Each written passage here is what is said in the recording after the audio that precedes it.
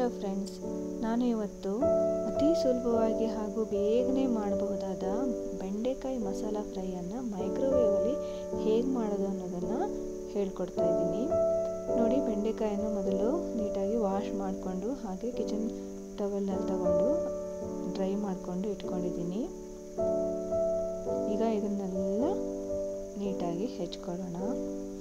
ನಾನಿಲ್ಲಿ ಡೈಮಂಡ್ ಶೇಪಲ್ಲಿ ಎಲ್ಲ ಬೆಂಡೆಕಾಯಿಗಳನ್ನು ಕತ್ತರಿಸ್ಕೊತಾ ಇದ್ದೀನಿ.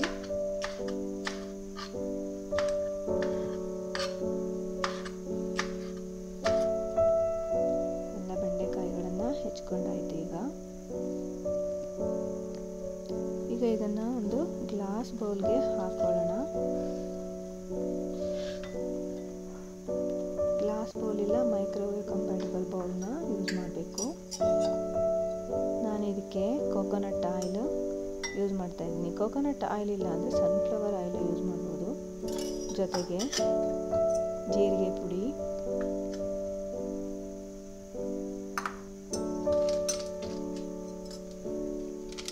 ಗರಂ ಮಸಾಲ ಪುಡಿ,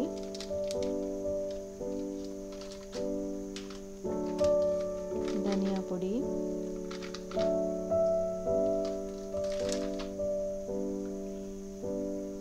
ಹಾಗೂ ಹುಳಿ ಪುಡಿ ಇಲ್ಲ ಅಂದರೆ ಆಮ್ಚೂರ್ ಪೌಡ್ರ್ ಯೂಸ್ ಮಾಡ್ಬೋದು. ಅದು ಇಲ್ಲ ಅಂದರೆ ನೀವು ಲೆಮನ್ ಜ್ಯೂಸ್ ಯೂಸ್ ಮಾಡ್ಬೋದು.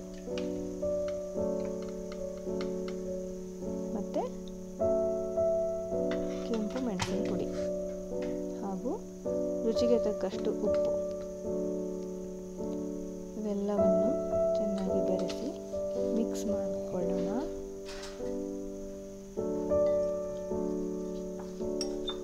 ಚೆನ್ನಾಗಿ ಮಿಕ್ಸ್ ಮಾಡಿಕೊಂಡಾದ ಮೇಲೆ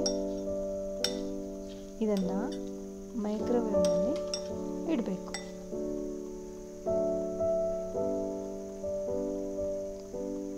ಮೈಕ್ರೋವೇವ್ ಸೆಟ್ಟಿಂಗ್ಸ್ನ ನಾನು 4.5 ನಿಮಿಷಕ್ಕೆ ಸೆಟ್ ಮಾಡ್ತಾ ಇದ್ದೀನಿ.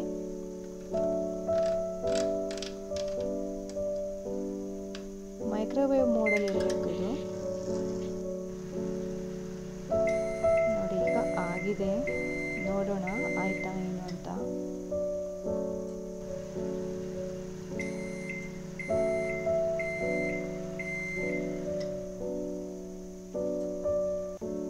ಆಗಿದೆ ನೋಡಿ.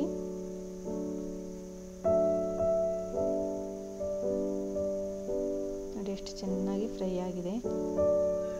ನಾನು ಇದಕ್ಕೆ ಈಗ ಕೋಕೋನಟ್, ಅದೇ ಗ್ರೇಟೆಡ್ ಕೋಕೋನಟ್ಟಿಂದ ಗಾರ್ನಿಷ್ ಮಾಡ್ಕೊಂಡಿದ್ದೀನಿ. ಕೋಕೋನಟ್ ಬೇಡ ಅನ್ನೋರು ಕೊತ್ತಂಬರಿ ಸೊಪ್ಪಿನಿಂದನೂ ಗಾರ್ನಿಷ್ ಮಾಡ್ಕೊಬೋದು. ನೋಡಿ ಎಷ್ಟು ಬೇಗ ರೆಡಿ ಆಯಿತು ಬೆಂಡೆಕಾಯಿ fry.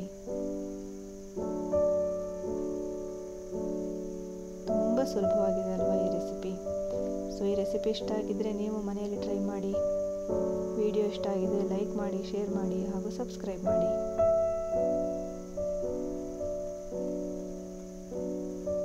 Thank you for watching.